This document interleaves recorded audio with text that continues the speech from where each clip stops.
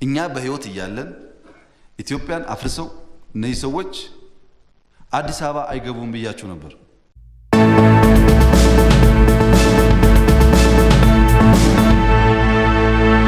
እና እኛ የእስራኤል ፕሬዝዳንት በጦርነት ጊዜ ምንም የሰላም ጭላንጭል እንደሌለ ሰላም ተስፋ እንደሌለው አስበን ጨክነን እንዋጋለን። በድርድር ጊዜ ደግሞ ተጋይተን እንደማናቅ ጦርነት የሚባል እንዳልነበረ በሰከነ መንፈስ እንደራደራለን። ሁለቱንም የምናደርገው ለእስራኤል ጥቅም ነው ብለዋል። እኛ በውጊያው ጊዜ የነበረን አቋምና ሂደት ለምክር መግለጽ አይጠበቅብኝም። አቋማችን ግልጽ ነው። በኢትዮጵያ ጉዳይ ላይ ምንም ማንደራደር መሆኑ ግልጽ ነው። አሁንም የምናደርገው የዛ ተገላቢጦች ተደርጎ መታየት አለበት። ታስታውሳላችሁ በዝግ ስንወያይ እኛ በህይወት እያለን ኢትዮጵያን አፍርሰው እነዚህ ሰዎች አዲስ አበባ አይገቡም ብያችሁ ነበር። በቴሌቪዥን ያልተላለፈም ያው ውይይት ነበራችሁ ብዙዎቻችሁ። ያኔ የተወያየው ነገር ነው በኋላ ተፈጽሞ ያየ ነው። አሁንም በድርድር የሚባል ነገር ካለ በዛው ስፕሪት ማየት ጥሩ ነው። የሰላም አማራጭ ካለ ቲፒኤልኤፍ ቀልብ ከገዛ በጦርነት እንደማያዋጣው እንደማያሸንፍ ከተገነዘበ እኛ በደስታ ነው የምናየው። ለምን መሰላችሁ? መጀመሪያ እኮ ጸቡን ያመጣው ታስታውሱ ከሆነ ወታደር እናውጣ ሌላ ቦታ ምን ሰጋው ወረራ አለብን ስንል አታውጡም አይቻልም ተብሎ ልጆች አስተኝተው ከለከሉን። ቀጥለው ደግሞ ያን ወታደር በሳንጃ ወቅተው ብዙ አጎሳቅለው ትጥቆቻችንን ወሰዱ። ሀገርን ደፈሩ። በዛ አላበቁም። ሪጅናል ለማድረግ ወደ ኤርትራም ጥቃት ተነዘሩ። ማንም አይችለንም፣ ከኛ ወዲያ ውጊያ ለኛ ጫዋታችን ነው፣ እኛ እንደዚህ ነን፣ በጣም ብዙ አሉ። ያው የምታውቁትን።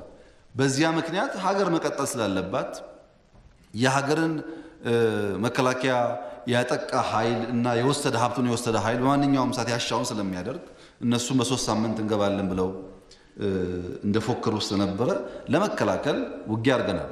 ውጊያ አድርገን ካሸነፍን በኋላ ሀገር ነው የኛው ነው ብለን ከ100 ቢሊዮን ብር በላይ አውጥተን አገር ስንገነባ በዛ 100 ቢሊዮን ብር መከላከያን ገንብተን ቢሆን ኖሮ በኋላ ያጋጥመን ላይ ያጋጥመን ይችላል። ሀገር ስንገነባ በተፈጠረብን ክህደት ያው የደረሰውን ጥፋት ታውቃላችሁ።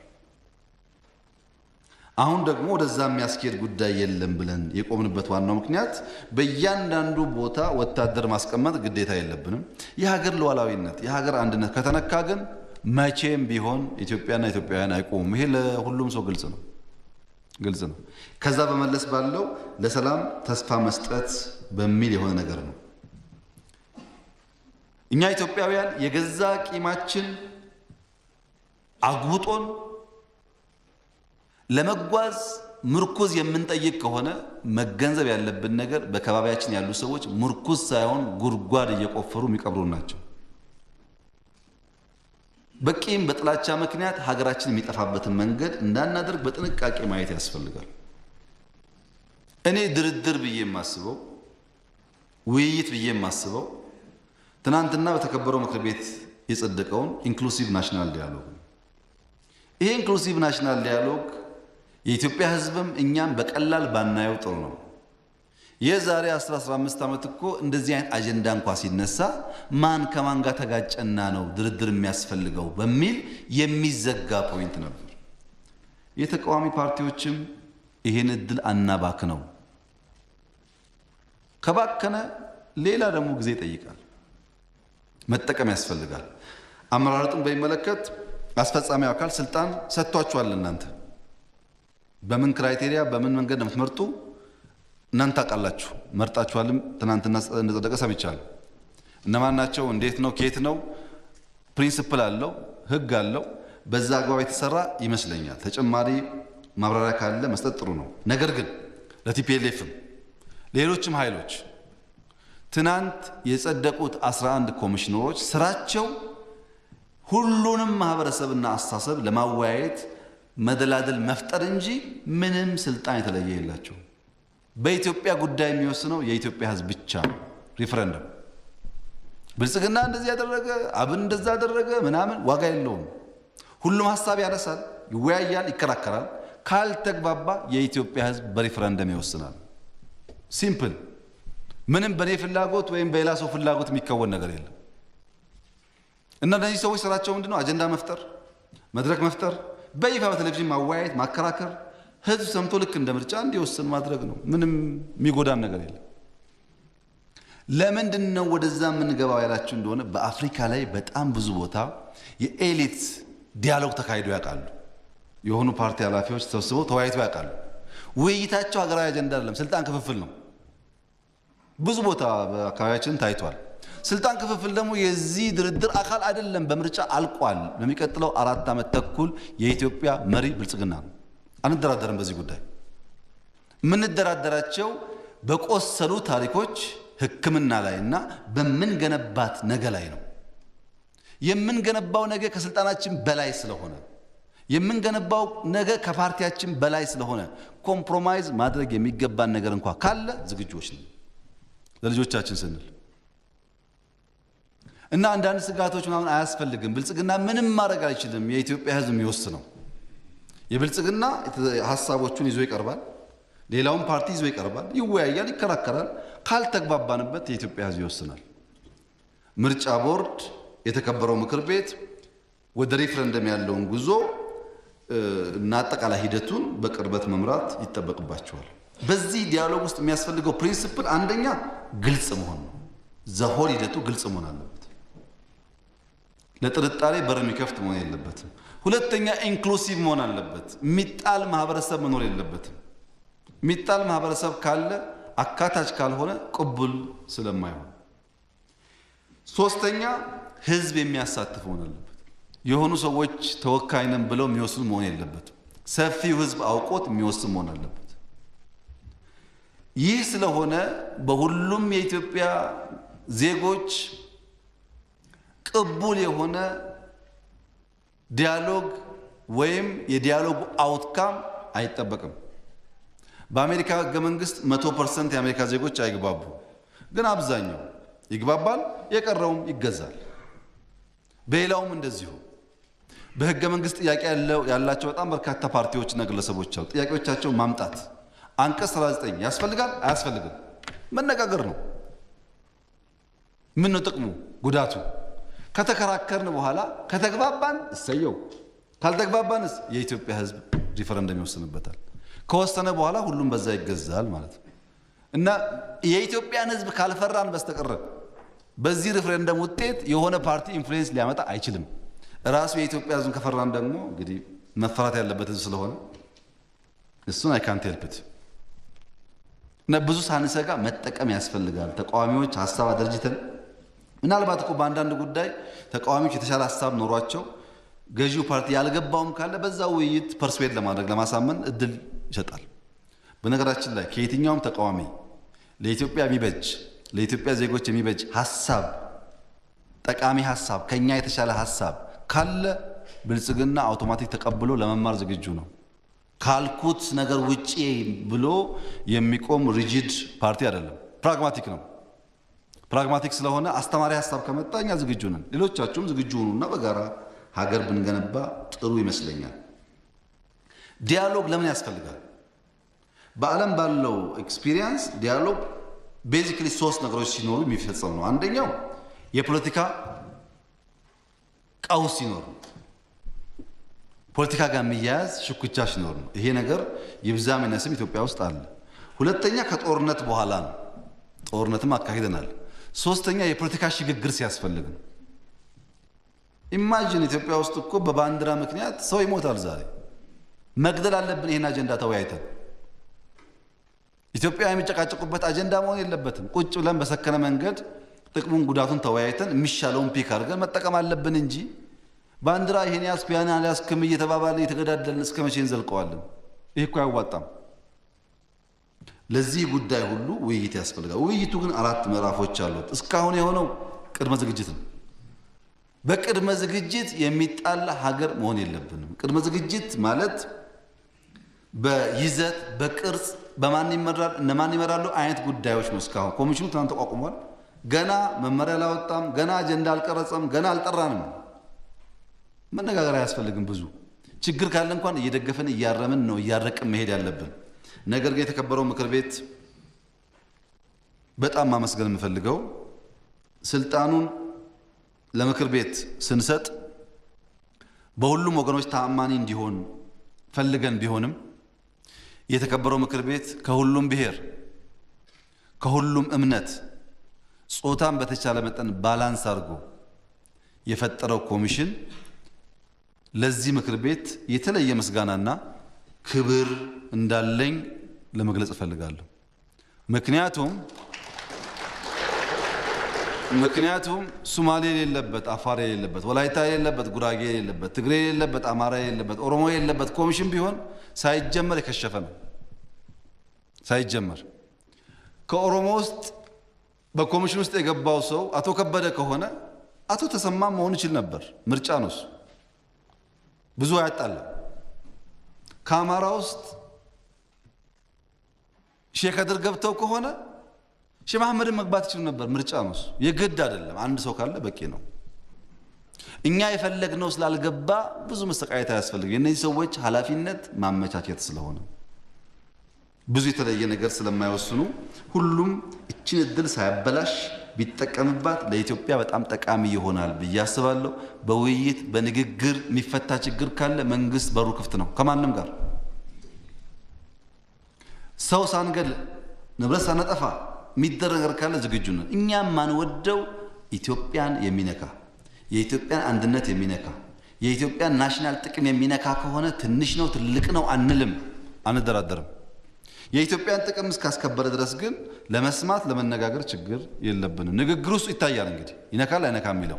ሲነካ አይቻልም፣ ድንበር አልፈሃል፣ ካልነካስ አሁን ከገባህ ተመለስ እንላለን። ከዚሁ ጋር ተያይዞ ከአፋር ጋር የተነሳው ሐሳብ በመጀመሪያ እዚህ ያላችሁ የተከበራችሁ ምክር ቤት አባላት በደንብ እንደምታውቁት እስክናሻሽለው ድረስ አሁን ባለው ህገ መንግስት ውስጥ ሁላችሁም እንደምታውቁት የብሔር ተወካይ እዚህ የለም። የህዝቦች ተወካይ ብቻ ነው ያለው። እኔ በጎማ ወረዳ የሚኖሩ ህዝቦች ተወካይ ነኝ እንጂ የኦሮሞ ተወካይ አይደለሁም። ይሄን በደንብ ህገ መንግስቱን ማየት ይኖርባቸዋል። የህዝቦች ነው የሚወክሉ ህዝቦች ናቸው። በየአካባቢ ያሉ ህዝቦች የተለያየ ብሔር ሊሆኑ ይችላሉ እንጂ ለሆነ ብሔር ተወክለን ተቀመጥን ህገ መንግስቱም አይልም። ሮንግሊ ነው እየታየ ያለው ይሄ ነገር። ስለዚህ እዚህ ያለው የተከበረው ምክር ቤት በአፋር በአማራ እንደተነሳ ሁሉ ስለ ትግራይ ህዝብም እንዲያነሳ ይጠበቃል። የትግራይ ህዝብ መብራት የለውም። የትግራይ ህዝብ ምግብ የተቸገረ ነው። የትግራይ ህዝብ መድኃኒት የለውም። ትግራይ ደግሞ እንዲገነጠል አንፈልግም። አሁን ይገንጠሉ ወይ ቢባል 100% አይቻልም ትላላችሁ። እንዲገነጠሉ ማንፈልግ ከሆነ እንዳይጎዱም ስለ ህዝቡ ነው ቲፒኤልኤፍ ስለ ህዝቡ ልክ እንደሌላው ህዝብ ስለሚገባው መብት ማሰብ አለብን። ያን ማድረግ ከቻልን አብረን የምንኖረው እንጂ በጥቅም ጉዳይ አንፈልግህም ብለን በሌላው ጉዳይ ብንልም አብሮ መቆም አይችልም። ይሄን ምክር ቤቱ በደንብ በአጽንኦት ቢያየው ጥሩ ነው። ቲፒኤልኤፍ እንዳላችሁት ነው፣ ጥያቄ የለውም። በቲፒኤልኤፍ ምክንያት ግን የኢትዮጵያ ህልውና እንዳይናጋ እኛ ዋይዝ መሆን አለብን፣ ማግነነመስ መሆን አለብን፣ እንደ አባቶቻችን መሆን አለብን፣ አቻችለን ምናሻግር መሆን አለብን። እልህና ስሜት ከሆነ ጥፋት ስለሚያመጣ አፋርን በሚመለከት የፌዴራል መንግስት ከአፋር ክልል መንግስት ጋር በከፍተኛ ቅርበት ነው የሚሰራው። በከፍተኛ ቅርበት በሁሉም አሁን ባሉት ነገሮች በየሚዲያው የሚባለውን አውቃለሁ፣ ግን እንደዛ አይደለም። በቅርበት የሥራ ክፍፍል አድርገን የምንሰራው። ማንኛውም የአፋር ጥቃት የኢትዮጵያ ጥቃት ነው። የአማራ ጥቃት የኢትዮጵያ ጥቃት ነው። አማራን አጥቅቶ አማራን አቃጥሎ ኢትዮጵያን የሚተው ጥቃት የለም። ግማሽ አካልን ካቃጠለው ትቃጠላለህ ማለት ነው። ባለፈውም በጋራ ነው ያቆምነው። አሁንም የሚፈጠር ማንኛውም ነገር ካለ በጋራ የሚቆም ይሆናል። ግን አፋር ብቻ ሳይሆን ሁላችሁም ትገነዘቡ የሚያስፈልገው የሰሞኑ ጥቃት ዓላማው አፋር አይደለም። ዓላማው አፋር አይደለም። የዓለም መንግስታት የኢትዮጵያን መንግስት የሚከሱበት ክስ ሁሉ አለቀ። ሙልጭ ብሎ አለቀ። ምን ቀረ? ሂውማኒታሪያን እርዳታ አጥተው ሰዎች በረሃብ ይሞታሉ፣ ይሄ ቀራችሁ ተባለ። ከሰመራ 25 የዓለም ምግብ ድርጅት መኪናዎች ትራኮች ወደ መቀሌ ጉዞ ሲጀምሩ ቲፒኤልኤፍ አጠቃ። ምክንያቱም መኪናዎቹ ከሄዱ እኛና ዓለም ልንታረቅ ነው። ቲፒኤልኤፍ ምን ያክል ቁማርተኛ ፓርቲ መሆኑን ማወቅ ያለባችሁ። ህዝቡ እየተራበ እንኳን የእርዳታ እህል እንዳይሄድ መሄጃውን መንገድ ነው የዘጋው። ዓላማው ይሄ ነው። ከዛ ቀጥሎ አማራ እርዳታ ከለከለ አስራበ፣ አፋር እርዳታ ከለከለ አስራበ የሚል የተዛባ ሳይሆን አሳፋሪ ክሶች ይቀርባሉ። የተከበረው ምክር ቤት ብዙ ነገር ለመግለጽ ጊዜ የለኝም፣ ግን አንድ ኤግዛምፕል ለማንሳት እንፈልገው። የወያኔ ሚሊሾች ከፊል አማራን በወረሩበት ጊዜ በተለያዩ የጦር መሳሪያ አይነቶች በርቀት በዴብዝ የቲፒኤልኤፍ ሚሊሻዎች ይቆስላሉ፣ ይመታሉ። ግንባር አካባቢ ሳይሆን በጥልቀት ሲመቱ በአካባቢ ያለውን ህዝብ አትርፉን እርዱን እያሉ ይጠይቃሉ። አርሶ አደሩ የቆሳሰሉ ሰዎች ተሸክሞ ካስገባ በኋላ ምግብ እንዳንሰጣችሁ ዘርፋችሁ ወስዳችሁታል፣ መድኃኒት እናሰጣችሁ ክሊኒኮቻችን ባዶ ናቸው፣ ያለችን ነገር ላሞቻችን አልበን ወተት ማጠጣት ነው ብሎ የአማራ ገበሬ ወተት አልቦ ቁስለኞች አጠጥቶ አድኖ ትግራይ መልሷል። ፋክቱ ይሄ ነው። ፋክቱ ይሄ ነው። የአማራ ህዝብ የትግራይ ህዝብ እንዲራብ መንገድ የሚዘጋ የአፋር ህዝብ ውሸት ነው። ይሄ ባህሉም አይደለም ተግባሩም አይደለም። አፋር ብትሄዱ ዛሬ የትግራይ ቁስለኞች ከአፋር ቁስለኛ እኩል ይታከማሉ የግመል ወተት እየጠጡ። ስማችን ግን እንደዛ አይደለም። ዓለም ላይ በተለየ መንገድ ስማችን እንዲጠለሽ ሙከራ ተደርጓል። ሆን ብለን ዘግተን እንደምናስርብ ይሄ የኢትዮጵያ መንግስት የኢትዮጵያ ህዝብ ፍላጎት አይደለም። እኛ ህዝብ እንዲራብ አንፈልግም። በንጉሱ ጊዜ ሰው ተርቦ የደረሰውን እናውቃለን። በደርግ የደረሰውን እናውቃለን። መድገም አንፈልግም። ያቺን ስለሚፈልግ ነው ቲፒኤልኤፍ እያጠቃ ያለው። እኛ ይህን ገንዘብ ቲፒኤልኤፍን በሚመለከት ግን በድንጋይ ላይ ውሃ መጨመር ቢሆንም እንደው ለመሞከር ያክል ተጨማሪ ስህተት ባይሰሩ ጥሩ ነው። እኔ ቲፒኤልኤፍን ነገር የማየው ልክ ውሻ ስጋ ነክሶ ውሃ አካባቢ ሲሄድ የሚያሳየው ባህሪ ነው። ውሻ ስጋ ነክሶ ውሃ አካባቢ ሲሄድ በውሃ ውስጥ የራሱን ምስል ያይና ሌላ ውሻ ስጋ ነክሷ ብሎ ለመጮህ አፉን ሲከፍት የያዘው ስጋ ውሃ ውስጥ ይገባል። ከዛ ሲጮህ የሚያየው ዘአዘር ሳይድ ያለው የሱ ምስል ስጋው ስለገባ ባዶ ይሆናል። በተደጋጋሚ የሰው ስጋ አየው እያለ የራሱ ሲጥል የሰው ስጋ አየው የራሱን ሲጥል እዚህ ደርሷል። አሁን ትምህርት ቢወስድ ጥሩ ነው። በነገራችን ላይ በዚህ ውጊያ እንደ ትግራይ ክልል የደቀቀ እንደ ትግራይ ክልል በጣም ከፍተኛ ጉዳት የደረሰበት ክልል የለም። እንዳትሳሳቱ። ይሄን ትግራይ ክልል መድረሱ ብቻ ሳይሆን ትግራይ ክልልን መልሶ ለመገንባትም አማራና አፋር፣ ኦሮሞ እዳ አለብን ገና ቲፒኤልኤፍ ማፍረስ እንጂ መገንባት ስለማይችል የኛ እዳ ነው። እና እነዚህ ሰዎች ትምህርት ወስደው ከድርጊታቸው ቢመለሱ ጥሩ ነው። ከዛ በተረፈ በአማራም በአፋርም በየትኛውም ቦታ የሚደረግ ጥቃት የጋራ ጥቃት ስለሆነ በጋራ የምንከላከለው ይሆናል ለማለት ነው። ሸኔ ጋር ተያይዞ የተነሳው እውነት ነው። ሸኔ ግልጽ ዓላማ የሌለው ለምን ዓላማ እንደሚታገል የማያቅ ለሰው ልጆች ክብር የሌለው የሰው ልጆችን በፓርቲ ደጋፊና ደጋፊ አይደለህም ብሎ የሚገል ጥቂት ገንዘብ ያላቸውን እያነቀ ብር አምጡ የሚል ከምን አይነት ሁኔታ እንደተፈጠረም ግራ የሚያጋባ ስብስብ ነው። እውነት ለመናገር ለምሳሌ ሌላውን ነገር ያድርግ፣ ወንጪ ላይ የሚሰራውን የወንጪ አካባቢ አርሶ አደሮች በቱሪዝም ገንዘብ እንዲያገኙ የሚሰራውን ፕሮጀክት መኪና ማቃጠል ወይም ሰው መግደል ምንድን ነው ፋይዳው?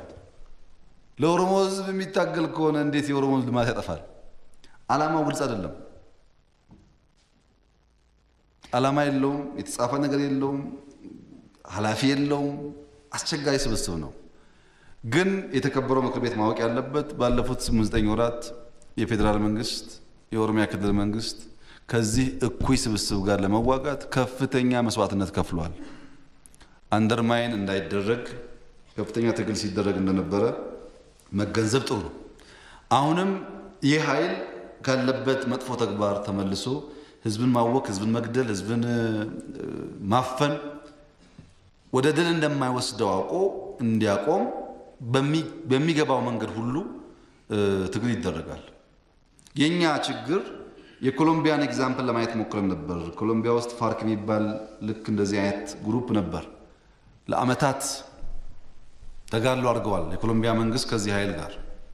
የኮሎምቢያ መንግስት ትጥቅ ገዝቶ ሰው አሰልጥኖ ኮማንዶ አሰልጥኖ ምናምን ብሎ ሞክሯል። ግን ፊት ለፊት የምታገኘው ኃይል አይደለም። አንዳንዱ ለምንድን ነው ዩኤቪ የማትልኩት የሚል ሁሉ አለ። ዩኤቪ የት ነው የምትልከው?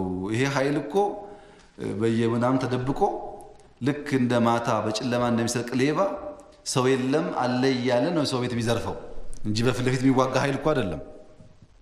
አሁን ቤጊ ግዳሚ ምናምን አካባቢ ነው ተብሏል። ቤጊ ግዳሚ እኮ አሉ ሪፐብሊካን አሁን የሚሽለኮለክ ኃይል ነው። ከኦሮሞ ህዝብ ጋር በደንብ ተነጋግሮ ከጸጥታ ኃይሎች ጋር ተነጋግሮ የፖለቲካ ስራውንና ወታደራዊ ስራውን አስታርቆ መሄድ ይጠይቃል። በወታደራዊ ስራ ብቻ የሚሰራ ነገር አይደለም። ለምንድን ነው ህዝቡ የተሸከመው የሚለውንም ማየት ያስፈልጋል። ችግሮች ካሉብንም ማረም ያስፈልጋል። ዝም ብሎ ሸኔ ምናምን ብቻ ሳይሆን ለምንድን ነው የሆነ ወረዳ የቀለበው የደበቀው? ምን ችግር ስላለ ነው? ምን ስላጣ ነው ብለን ህዝቡን ማዳምጠን ማረም ያለብን ነገር ካለ ማረም ይኖርብናል። ህዝብና የጸጥታ ተቋማት ከተባበሩ ግን አሁን ለምን በረታ፣ አሁን ለምን ጉልበት ኖሮ ምናምን የሚባል ጥያቄም አሁን ባይነሳም አለ። አሁን ብዙ ደጋፊ ስላለ ነው። አሁን ብዙ አሰልጣኝ አለ፣ ብዙ አስታጣቂ አለ፣ ብዙ ገንዘብ ሰጪ አለ። በዚያ ምክንያት ሙከራዎች አሉ። ሸኔም ቲፒኤልኤፍም ቤኒሻንጉልም ሌላውም ኃይል ግን በፍጹም ኢትዮጵያን አያሸንፍም። ይሄ ከንቱ ፍላጎት ከንቱ ድካም ሰው ሊገል ይችላል፣ አያሸንፍም። መግደሉን እንዲያቆም በተባበረ ክንድ መስራት ይኖርብናል። መካሰስ ሳይሆን ተባብሮ እንደዚህ አይነት እኩይ ተግባር እንዳይፈጸም ማስቆም ያስፈልጋል። ለዚህ ደግሞ በጋራ ብንሰራ መልካም ይመስለኛል። ልዩ ኃይሎችን በሚመለከት የተነሳው ሐሳብ እንግዲህ እሳት ያቃጥላል፣ እሳት አብስሎ ያበላል። ቢላዋ ወቅቶ ይገላል፣ ቆርጦም ያጎርሳል። አንድ ነገር ስናይ የጥፋት ጎኑን ብቻ ሳይሆን የልማት ጎኑንም በጋራ ማየት ያስፈልጋል። የልዩ ኃይሎች ኢትዮጵያ ስትጠቃ ባላቸው አቅም ሁሉ ተጋድሎ አድርገዋል። ይህን ተጋድሎ በከፍተኛ ክብር ማየት ያስፈልጋል። ይህ ነገር ግን ድንበር አልፎ ስታንዳርድ አጥቶ መልሶ የነበርንበትን ችግር እንዳያመጣ ደግሞ ጥናት፣ አጠቃቀም ማሻሻል ያስፈልጋል። በፌዴራል ስርዓት ውስጥ ሎካል ፖሊስ አሉ። አሜሪካ ነገር ሎካል ፖሊስ በየሪጅኑ እኮ አለ። አዲስ ነገር አይደለም። ምን ይታጠቃል፣ እንዴት ይደራጃል፣ ቁጥሩ ምን ይሆን የሚባል ስታንዳርድ ያስፈልገዋል እንጂ ሎካል ፖሊስ ችግር አይደለም። ምክንያቱም እንደምታውቁት ሴኩሪቲ ሎካል ነው። አንድ ሰው ሲሰርቅ፣ አንድ ባል ሚስቱን ሲደበድብ፣ አንድ ጎረቤት ከጎኑ መሬት ሲወስድ ይሄን ጉዳይ ሶልቭ የሚያደርገው ሎካል የሴኩሪቲ ኃይል ነው። ያስፈልጋል። ስታንዳርድ ላይ ስራ ያስፈልገናል። ስልጠና ስራ ያስፈልገናል። ቢገር ፒክቸር ማየት ስራ ያስፈልገናል። እንሰራለን። ግን የተከበረው ምክር ቤት እንዲያውቅ የምፈልገው ነገር የኢትዮጵያ ሎ ኢንፎርስመንት ኤጀንሲስ በኤስኤስአር ሪፎርማችን ሴኩሪቲ ሰርቪስ ሪፎርማችን በፌዴራል ደረጃ የፌዴራል ፖሊስ፣ የሀገር መከላከያ ሚኒስቴር፣ የደህንነት ተቋሞቻችን ባለፉት 30-40 ዓመታት ከነበራቸው አቅም በላይ እና ብቃት እየተደራጁ ነው። ከፍተኛ አቅም እየፈጠርን ያለነው ይህ አቅም በፌዴራል ደረጃ የተሳካ ሲሆን በየክልሉ ደግሞ ማሰልጠን፣ ማስታጠቅ፣ ስታንዳርድ ማበጀትና ኦፕሬት የሚያደርጉበትን አውድ መስራት ይኖርብናል። ንግግሮችና ጥናቶች አሉ። በዛ ይቀጥላል። ልዩ ኃይሎች ይጥፉ፣ ፖሊሶች ይጥፉ ምናምን ነገር በዛም እዚህ የሚነገረው ግን ጥናት ይፈልጋል። አማራ ክልል የራሱ ፖሊስ ያስፈልገዋል፣ ትግራይ ያስፈልገዋል፣ ኦሮሚያ ያስፈልገዋል። ቢኮዝ በየክልሉ ችግሮች ስላሉ እነሱ ሁሉ ለማስታገስ ያስፈልጋል። እንዴት ይሰልጥን እንዴት ስራ የሚለውን ግን ተነጋግረን ብናደርግ ነው የሚሻለው። ጥፋት ብቻ ሳይሆን ልማትም ስላለ ባላንስ አድርገን ለሀገር እንዲጠቅም ሀገር ላይ ጥፋት እንዳያመጣ ብንጠቀምበት መጥፎ አይመስለኝም። ተፎካካሪን በሚመለከት ለተነሳው ጥያቄ ሙሉ በሙሉ ሀሳቡን እጋራለሁ።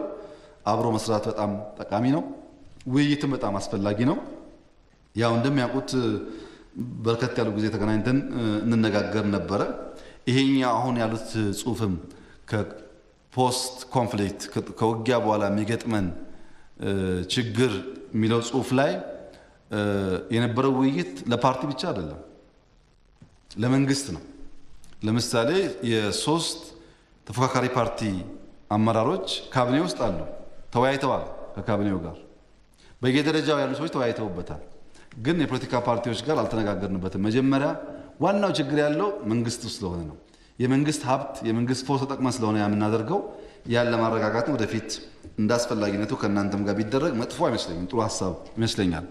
ነገር ግን እርስዎም እንደሚያውቁት በታሪካችን ለመጀመሪያ ጊዜ የተመረጠና ያሸነፈ ፓርቲ በሽግግር ወቅት በምናምን ወቅት ሊኖር ይችላል። የተመረጠና ያሸነፈ ፓርቲ 3 የሚፎካከሩ ፓርቲ አመራሮች በካቢኔ ውስጥ ያስገባበት በኢትዮጵያ ታሪክ የመጀመሪያው።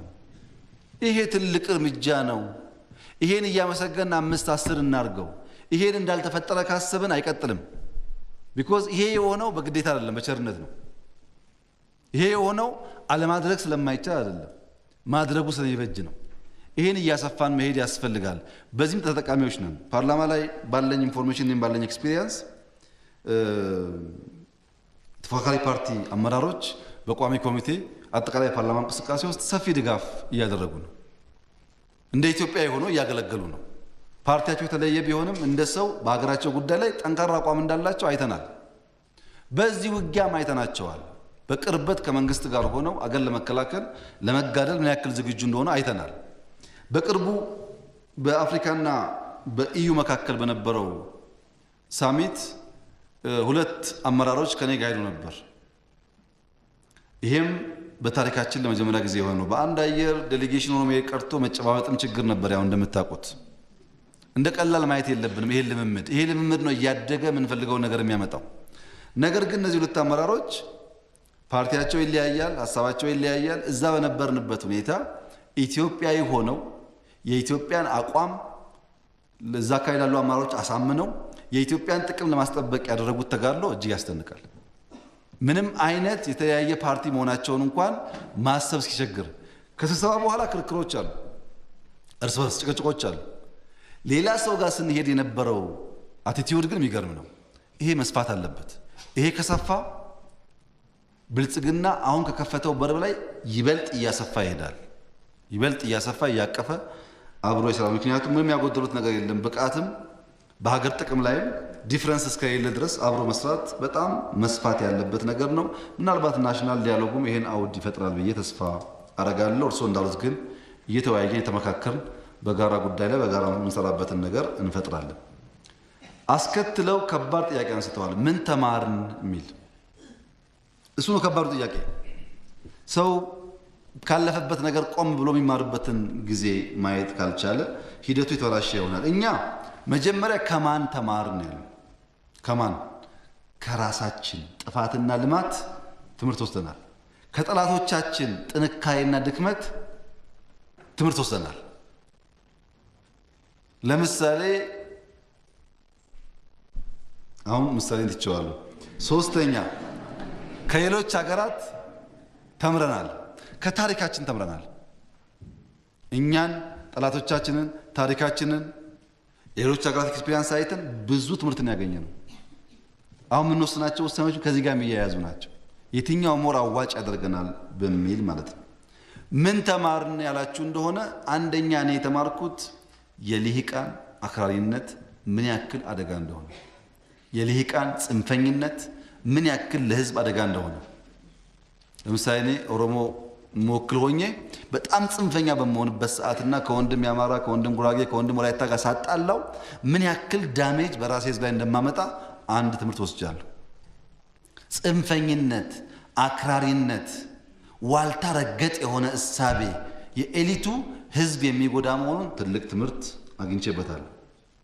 2ኛ የኢትዮጵያ አይበገሬነት።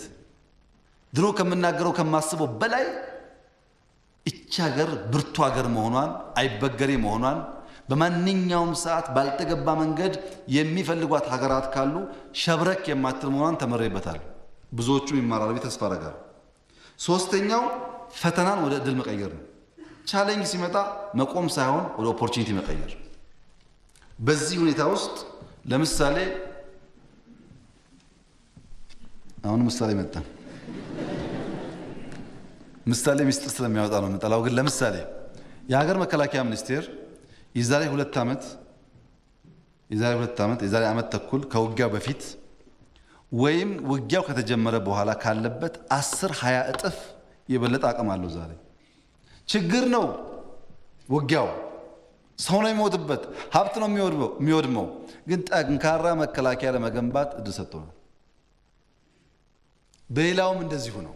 ችግር የራሱ የሆነ መልካም እድል አለው። ሌላ የተማርነው ነገር ፈተናን በስሜት ሳይሆን በስሌት መምራት እንደሚያስፈልግ።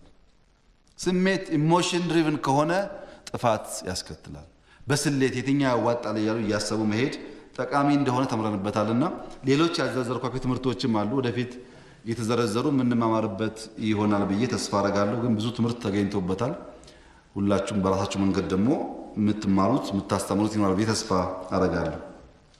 አመራርን በሚመለከት ምን ያክል ዝግጁ ነው ለተባለው ያው ሂደት ነው። አመራር በስልጠና በልምድ አሁን ካልኳቸው ኤክስፒሪየንስ እየተማረ እያደገ ይሄዳል።